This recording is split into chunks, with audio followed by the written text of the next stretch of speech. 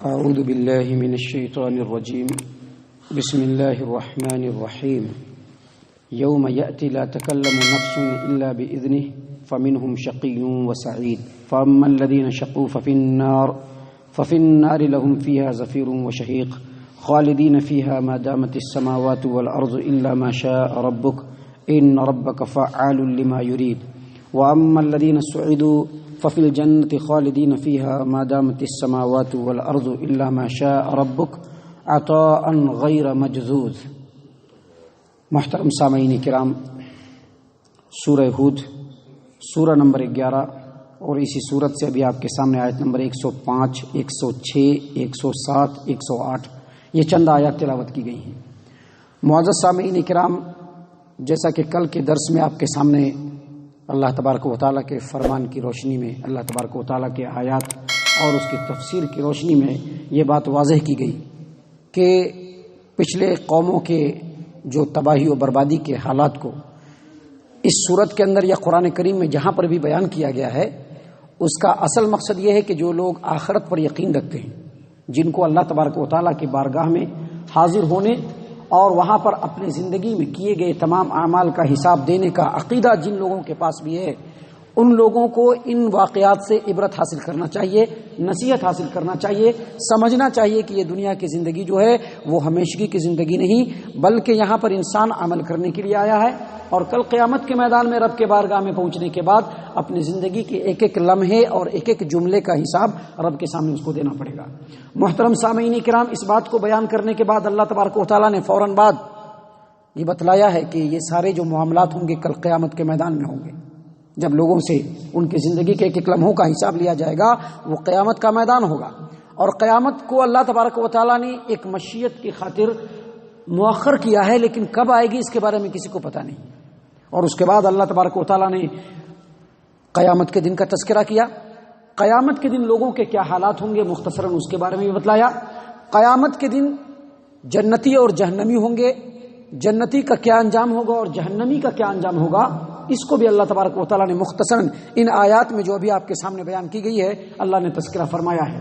اللہ تبارک و تعالیٰ فرماتے ہیں یوم یاتی لا تکلم نفس الا باذنہ فمنہم شقی وسعید۔ جس دن اللہ تبارک و تعالیٰ نے جس دن کو قیامت بنایا ہے، جو ایک وقت کے لیے اللہ نے اس کو ڈیلے کیا ہے، جب وہ دن آئے گا، اللہ فرماتے ہیں کہ جب وہ دن آئے گا لا تکلم نفس الا باذنہ، کوئی بھی اللہ کی اجازت کے بغیر بات بھی نہیں کر پائے گا، کسی کی زبان رب العالمین کی اجازت کے بغیر ہلے گی بھی نہیں۔ محترم سامعین کرام، آیت کریمہ کے اس ٹکڑے سے ان لوگوں کو سبق حاصل کرنا چاہیے، ان لوگوں کو اس آیت کریمہ سے نصیحت حاصل کرنا چاہیے جو یہ عقیدہ رکھتے ہیں کہ ہمارے پیر صاحب، ہمارے بزرگ صاحب، ہمارے امام صاحب کل قیامت کے میدان میں ہم کو بخشوا کر کے چھوڑیں گے۔ آپ ایسے عقیدہ رکھنے والوں کے قریب جائیں گے اور ایسے لوگوں کے کتابوں کو پڑھیں گے، بزرگوں کے کرامات کی جو حکایتوں کی کتاب بتلائی گئی ہے ان کو جب آپ پڑھیں گے تو آپ وہاں پر بہت سارے ایسے قصے پائیں گے کہ جب قیامت کا دن ہوگا تو ان کے بزرگ صاحب، ان کے پیر صاحب، ان کے امام صاحب اکڑ جائیں گے رب العالمین کے بارگاہ میں، نہیں ہمیں بھی جنت میں نہیں جاتی۔ کہیں کو نہیں جاتی جی؟ اس لیے نہیں جاتی کہ جب تک ہمارے مرید نہیں بخش دیے جائیں گے، جب تک ہمارے اوپر بیعت کرنے والے نہیں بخش دیے جائیں گے، جب تک ہمارے پیچھے چلنے والے نہیں بخش دیے جائیں گے، میں بھی جنت میں نہیں جاؤں گا۔ آخر میں اللہ کو مجبور ہو کر کے سبھی کو جنت میں بھیجنا پڑے گا۔ ایسے جھوٹے اور ایسے من گھڑت اور ایسے بے بنیاد واقعات آپ کو زبانوں پر بھی سننے کے لیے ملیں گے، کتابوں میں بھی پڑھنے کے لیے ملیں گے، لیکن آپ کو معلوم ہونا چاہیے کہ قیامت کا دن ایسا حلوہ دن نہیں ہوگا، بلکہ قیامت کا دن ایسا دن ہوگا کہ جس دن نبیوں کو بھی کچھ بولتے ہوئے ہچکچاہٹ ہوگی، نبی بھی بولنا نہیں چاہیں گے۔ ایک لمبی حدیث آپ نے سن رکھی ہے کہ جب قیامت کا ہولناک منظر ہوگا، لوگ انبیاء علیہ السلام کے پاس جائیں گے، کوئی بھی آگے بڑھنے کے لیے ریڈی نہیں ہوگا، سب ہچکچا رہے ہوں گے، نبی صلی اللہ علیہ وسلم آگے بڑھیں گے، لیکن سفارش کرنے سے پہلے ان کو بھی اجازت لینی ہوگی، وہ بھی اجازت لیں گے تب سفارش کریں گے۔ اور سفارش جو قیامت کے دن ہوگی، یقیناً حدیثوں سے یہ بات ثابت ہے کہ انبیاء علیہ السلام بھی بہت سارے ایسے نبی ہوں گے جو سفارش کریں گے۔ یہ بھی ثابت ہے کہ بہت سارے بزرگان اور بہت سارے نیکوکار لوگ یہ بھی سفارش کریں گے، لیکن اس کے لیے بڑی کڑی شرط ہے، بہت کڑی شرط ہے۔ شرط کیا ہے؟ شرط یہ ہے کہ اللہ جس کو پسند کرے گا، جس کو اجازت دے گا وہی سفارش کرے گا. اللہ جس کے بارے میں چاہے گا اسی کے بارے میں سفارش ہوگی. ایسا نہیں کہ محمد عربی صلی اللہ علیہ وسلم کھڑے ہوں گے اور جس کے بارے میں چاہیں گے سفارش کر دیں گے، نہیں، بلکہ جس کے بارے میں اللہ تبارک و تعالیٰ کو پسند ہوگا، جس کے بارے میں رب العالمین اجازت دیں گے، بس اسی کے بارے میں سفارش کریں گے. اور اسی کے بارے میں بھی سفارش کریں گے تو پورے گناہوں کے معافی کے بارے میں نہیں، بلکہ جن جن گناہوں کے بارے میں اللہ تبارک و تعالیٰ اجازت دے گا اسی کے بارے میں سفارش ہوگی. تو اس سے یہ سمجھ میں آ جانا چاہیے کہ کل قیامت کے میدان میں انسان کا اپنا نیک عمل ہی اس کو سرخرو کرے گا، اور انسان کی بد عملی قیامت کے میدان میں اس کو ذلیل و رسوا کر کے چھوڑے گی. محترم سامعین کرام، اسی بات کو یہاں پر اللہ تبارک و تعالیٰ نے بیان کرتے ہوئے کہا کہ قیامت کا دن اتنا ہولناک ہوگا کہ جب وہ دن آئے گا کوئی بھی رب العالمین کی مرضی کے بغیر کچھ بول بھی نہیں پائے گا. اس کے بعد رب العالمین فرماتے ہیں فَمِنْهُمْ شَقِيٌّ وَسَعِيدٌ.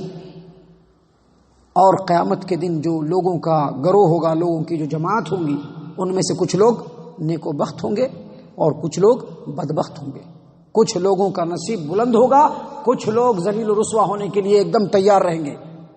کچھ لوگ جنت کی نعمتوں میں جانے کے لیے تیار رہیں گے، کچھ لوگوں کو جہنم کا ایندھن بنانے کے لیے جہنم کے داروغ تیار رہیں گے. اللہ فرماتے ہیں فَمِنْهُمْ شَقِيٌّ وَسَعِيدٌ. کچھ لوگ نیک ہوں گے اور کچھ لوگ بدبخت ہوں گے، جیسا کہ اللہ تبارک و تعالیٰ نے قرآن کریم کے اندر فرمایا دوسری جگہ پر فریق فی الجنت و فریق فی السعیر. ایک ایسا گروہ ہوگا جو جنت کے اندر جائے گا اور دوسرا ایسا گروہ ہوگا جو بھڑکتی ہوئی آگ کے اندر جائے گا. محترم سامعین کرام، جب یہ آیت کریمہ نازل ہوئی تو اس وقت عمر بن خطاب رضی اللہ عنہ نے نبی اکرم صلی اللہ علیہ وسلم سے پوچھا. مسند ابی اعلیٰ کی روایت ہے، نبی صلی اللہ علیہ وسلم سے پوچھا کہ اے نبی صلی اللہ علیہ وسلم، جب کچھ لوگ بدبخت ہوں گے، کچھ لوگ نیک بخت ہوں گے، ساری چیزوں کو اللہ تبارک و تعالیٰ نے لکھ دیا ہے تو ہمیں عمل کرنے کی کیا ضرورت؟ جب ایک چیز سے فراغت حاصل کر لی گئی ہے تو ہمیں عمل کرنے کی ضرورت نہیں. نبی صلی اللہ علیہ وسلم نے کہا کہ نہیں، جس کو جس چیز کے لیے پیدا کیا گیا ہے اس کے لیے وہی چیز آسان ہوگا. جس کو نیکی کے لیے پیدا کیا گیا ہے نیکی اس کے لیے آسان ہے. جن کے لیے نیکی نہیں ہے نیکی ان کے لیے پہاڑ دکھے گی، پہاڑ. نماز پہاڑ دکھے گا، نیکی کے کام پہاڑ دکھیں گے. تو اللہ کے رسول صلی اللہ علیہ وسلم نے کہا کہ جس کو جس کے لیے پیدا کیا گیا ہے وہ چیز اس کے لیے آسان ہوگا، لہذا تم عمل کیے جاؤ. تم جتنا عمل کرو گے تمہارے اندر اتنی ہی اللہ تبارک و تعالیٰ آسانی دے گا. تو اللہ تبارک و تعالیٰ نے یہاں پر فرمایا کہ جب قیامت کا دن آئے گا تو کچھ لوگ بدبخت ہوں گے، کچھ لوگ نیک بخت ہوں گے. پہلے بدبختوں کا تذکرہ کیا اللہ تبارک و تعالیٰ نے، فرمایا فَأَمَّا الَّذِينَ شَقُوا فَفِي النَّارِ لَهُمْ فِيهَا زَفِيرٌ وَشَهِيقٌ. اور جو لوگ بدبخت ہوں گے، جو لوگ دنیا کے اندر اللہ اور اس کے رسول کے حکم کی نافرمانی میں اپنے اندر لذت محسوس کرنے والے ہوں گے، ایسے لوگ کل قیامت کے دن جہنم کا ایندھن بن جائیں گے. فَأَمَّا الَّذِينَ شَقُوا فَفِي النَّارِ لَهُمْ فِيهَا زَفِيرٌ وَشَهِيقٌ. اور جہنم میں جانے کے بعد وہ چیخیں گے، چلائیں گے. اس آیت کریمہ کا ایک مطلب یہ بھی ہے کہ جہنم میں جانے کے بعد وہ چیخیں گے، چلائیں گے.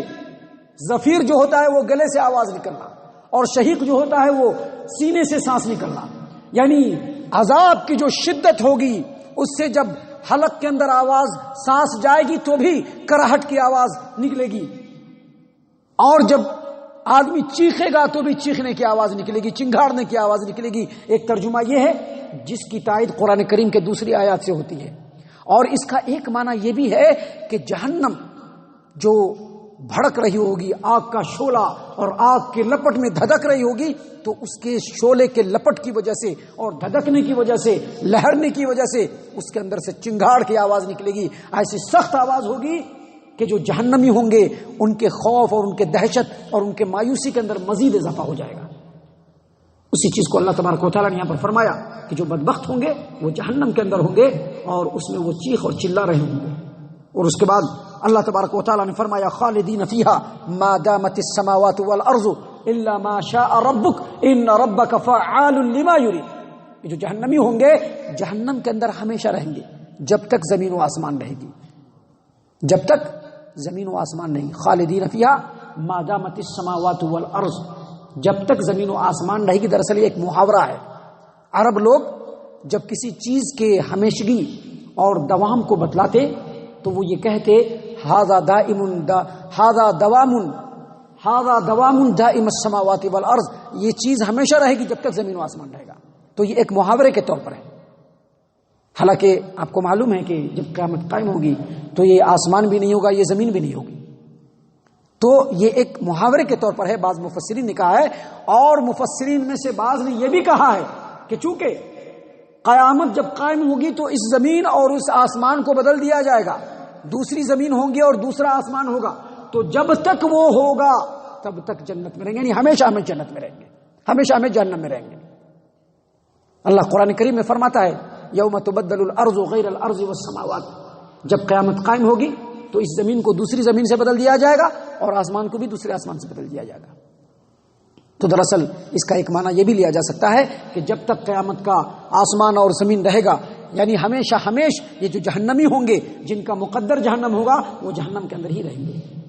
اور اس کے بعد اللہ تبارک و تعالیٰ نے اگلی آیت کریمہ کے اندر فرمایا وَأَمَّا الَّذِينَ سُعِدُوا فِي الْجَنَّةِ خَالِدِينَ فِيهَا مَا دَامَتِ السَّمَاوَاتُ وَالْأَرْضُ إِلَّا مَا شَاءَ رَبُّكَ عَطَاءً غَيْرَ مَجْذُوذٍ، اور جو لوگ نیک بخت ہوں گے ان کا مقدر جنت ہوگی، ان کا ٹھکانہ جنت ہوگا، جس میں جب تک آسمان و زمین ہے تب تک وہ رہیں گے. إِلَّا مَا شَاءَ رَبُّكَ، لیکن جتنا اللہ تبارک و تعالیٰ چاہے. دراصل اس آیت کریمہ میں اور اس سے پہلے کی آیت کریمہ میں الا ما شاء ربک کا مطلب جو ہے وہ یہی کہ جو اللہ چاہے گا وہی ہوگا. بعض لوگ جو گمراہ قسم کے لوگ ہیں ان کا یہ کہنا ہے، ان کے اس عقیدے کے اوپر یہ آیات رد بھی ہیں، ان کا یہ کہنا ہے کہ جن چیزوں کے اندر اللہ تبارک و تعالیٰ جو خصوصیت رکھتا ہے وہ وہی کام کرتا ہے. مثال کے طور پر ان کا کہنا یہ ہے کہ جس چیز کے اندر جو تاثیر اللہ نے رکھ دی ہے وہ بدلنے والا نہیں. دراصل یہ اللہ تبارک و تعالیٰ کی قدرت کاملہ کا انکار ہے. مثال میں وہ کیا کہتے ہیں کہ اگر زہر کوئی آدمی کھا لے تو زہر کی تاثیر یہ ہے کہ وہ انسان کو مار دیتا ہے. زہر کی تاثیر یہی ہے نا کہ وہ انسان کو مار دیتا ہے. تو اگر کوئی آدمی زہر کھا لے تو وہ لامحالہ مرے گا، یقیناً مرے گا، اس کا علاج نہیں ہو سکتا ہے. لیکن اہل السنہ والجماعت کا عقیدہ یہ ہے کہ اگر اللہ تبارک و تعالیٰ کی مرضی نہیں ہوگی تو انسان زہر سے بھی نہیں مرے گا. آپ کو معلوم ہے ابراہیم علیہ السلام کو آگ میں ڈالا گیا. آگ کا کام کیا ہوتا ہے؟ جلانے کا. لیکن رب کی مرضی جلانے کی نہیں تھی تو آگ بھی گلزار بن گیا. تو اللہ تبارک و تعالیٰ جو چاہے گا ہوگا. اللہ چاہے گا تو بدبخت جو ہوں گے اللہ اس کو تھوڑا بہت اس کے اعمال کے مطابق سزا دے کر کے اللہ اس کو جنت میں بھی ڈال سکتا ہے. یہ اللہ کی مرضی، ہم لوگ نہیں کچھ کہہ سکتے، ہم لوگ اس میں کچھ بھی نہیں کہہ سکتے. تو اللہ تبارک و تعالیٰ نے اسے یہاں پر اسی بات کو بیان کیا کہ جو لوگ نیک بخت ہوں گے وہ جنت میں ہوں گے اور جب تک آسمان و زمین رہے گا تب تک رہیں گے. ہاں اگر اللہ جتنا چاہے اتنا. یہاں پر مطلب یہ کہنے کا ہے کہ اللہ تبارک و تعالیٰ کی جو نعمت ہے جنت جو ہم کو ملے گی ہمارے عملوں کی بدولت نہیں ملے گی. عمل تو کرنا ہے لیکن اللہ تبارک و تعالیٰ کا فضل، اس کا لطف، اس کی عنایت، اس کا احسان ہوگا جس کی وجہ سے ہمیں جنت مل جائے گی. اللہ تعالیٰ ہم تمام کو جنت نصیب فرمائے. اور دنیا کے اندر جو بدعمالیاں ہم انجام دے رہے ہیں اللہ تعالیٰ ہم تمام کو اس سے محفوظ فرمائے، ہم تمام کو نیک بخت بنائے اللہ تبارک و تعالیٰ. محترم سامعین کرام، اللہ تبارک و تعالیٰ نے فرمایا کہ جو نیک بخت ہوں گے وہ جنت کے اندر رہیں گے اور اس وقت تک رہیں گے جب تک زمین و آسمان ہیں جتنا اللہ تبارک و تعالیٰ چاہے. عطاء غیر مجذوذ، اور یہ اللہ تبارک و تعالیٰ کی بخشش ہوگی جو کبھی بھی ختم ہونے والی نہیں ہوگی. آپ کو معلوم ہوگا وہ حدیث نبی صلی اللہ علیہ وسلم کی، صحیح بخاری اور صحیح مسلم کی. نبی صلی اللہ علیہ وسلم نے فرمایا موت کو قیامت کے دن جب جنتی جنت کے اندر چلے جائیں گے، جہنمی جہنم کے اندر چلے جائیں گے تو جنت اور جہنم کے بیچ میں لا کر کے اس کو ذبح کر دیا جائے گا اور کہا جائے گا کہ سن لو جنتیوں، موت کو مار دیا گیا، اب جو جنت میں وہ ہمیشہ جنت میں رہے گا، اور سنو جہنمیوں یہ موت ہے اس کو قتل کر دیا گیا، اب جو جہنم میں ہے وہ ہمیشہ جہنم میں رہے گا. اور ایک اور حدیث ہے کہ نبی صلی اللہ علیہ وسلم جنتیوں کو مخاطب کرتے ہوئے کہے گا اے جنتیوں تم ہمیشہ تندرست رہو گے، کبھی بھی بیمار نہیں پڑو گے. تم ہمیشہ جوان رہو گے، کبھی بھی بوڑھے نہیں ہوگے. تم ہمیشہ زندہ رہو گے، کبھی بھی موت نہیں آئے گی. اور تم ہمیشہ اللہ کی نعمتوں میں رہو گے، بدحالی کبھی بھی نہیں آئے گی. تو محترم سامعین کرام، یہ جنت ہے اور یہ جہنم ہے جس کا ایک ہلکا سا نمونہ، ہلکی سی جھلک اللہ تبارک و تعالیٰ نے ان آیات کے اندر دکھلائی ہے، جس پر غور و فکر کیا جائے تو انسان اپنے اعمال کو دنیا کے اندر سنوار سکتا ہے، سدھار سکتا ہے. ہم اللہ تبارک و تعالیٰ سے دعا کرتے ہیں کہ اللہ تبارک و تعالیٰ ہم تمام کو ان آیات کے اوپر غور و فکر اور تدبر کرنے کی توفیق عنایت فرمائے. ہم تمام کو اللہ تبارک و تعالیٰ جنتیوں والے اعمال کرنے کی توفیق عنایت فرمائے. ہم تمام کو اللہ تبارک و تعالیٰ بدعمالیوں سے محفوظ فرمائے. ہم تمام کو اللہ تبارک و تعالی صحیح معنوں میں مومن اور مسلمان بنائے، جنت الفردوس میں جگہ عطا فرمائے۔ اے اللہ ہم تمام کو جہنم سے پناہ دے، اے رب العالمین ہم تمام کو جہنم سے پناہ دے، اے مالک الملک ہم تمام کو جہنم سے پناہ دے، آمین یا رب العالمین۔ وما علینا الا البلاغ المبین۔